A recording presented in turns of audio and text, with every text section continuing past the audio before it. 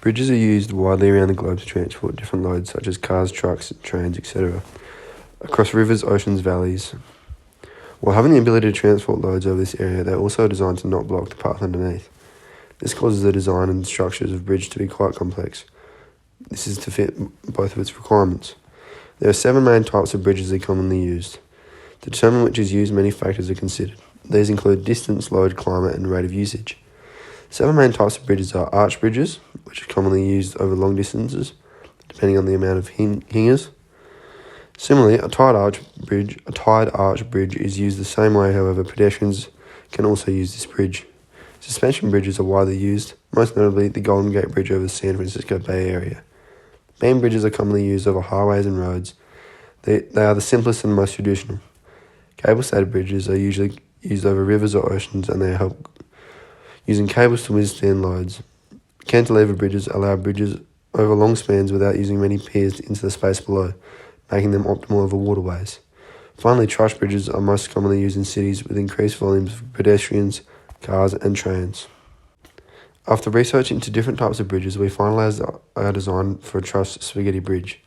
Truss bridges are characterised by their interconnecting triangular structures which give them strength to withstand more heavy and dynamic loads. The unique design of a truss bridge allows a bridge to carry heavy traffic roads. Going into building our first bridge, we were unsure on the best method and what would work best. We knew that we needed to be conscious of the total weight of the bridge. With this in mind, we decided to only use 2 pieces of spaghetti to try and minimise the weight and reinforce the spaghetti with glue. The design of the bridge we came up with was rather basic, as the bridge was only supported by 2 webs which carried the whole load of the bridge. The bridge measured 400mm long and 80mm wide. We chose these measurements because we thought this would optimise the spaghetti, as we could cut the spaghetti into lengths of 200mm for the base of the bridge, holding our spaghetti together until we glue them together with rubber bands. Once we built the base of the bridge, we then began to work up and build the truss. Our truss design consisted of 2 vertical webs which would connect to the top of the bridge, which can be seen below in the diagram. Once we had 2 identical pieces which looked like the diagram, we then began to glue each piece together using 80mm long strands of spaghetti going horizontally between each point to hold each piece in place. We first glued the bottom webs to one truss and then had that leaning against the solid surface so it would set on the right angle. Once the glue had set on that side, we then repeated the same process for the opposite side by doing this. We found it easier to glue the top webs as there was already a stable base. Holding the top together with 2 webs, and then both lining up with the vertical webs in the truss. Once the bridge was built, the next step was to remove all the rubber bands which were holding the pieces of spaghetti together. This was done carefully using either a knife or scissors.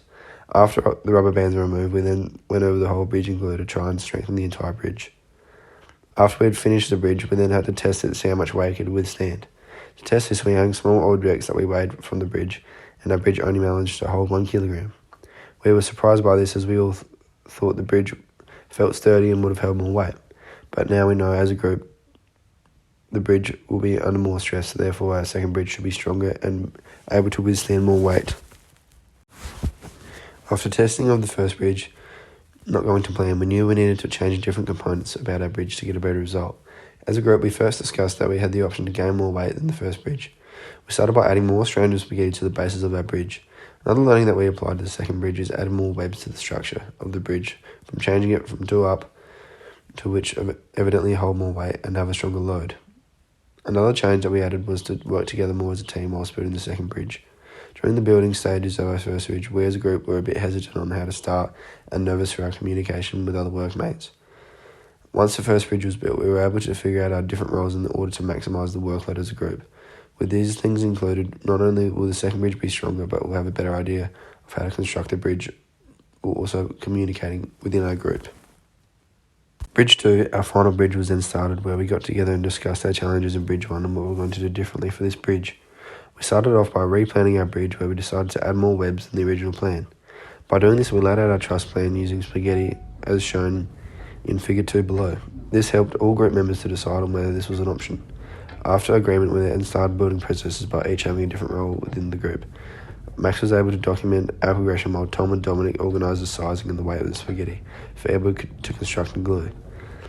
As a group, we then stopped and considered what we can do to better or improve. So a few members changed roles so that everyone can have a good understanding and their own individual input to the bridge as our final product.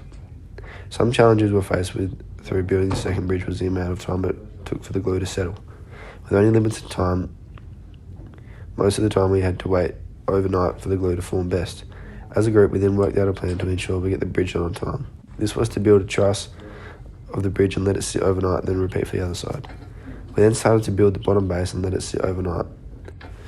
Our bridge held a total weight of 2 kilograms, which was disappointing for us, as we thought our second bridge was a major improvement from our first bridge and had a lot more structural integrity due to the addition of new webs and more strands of plaster.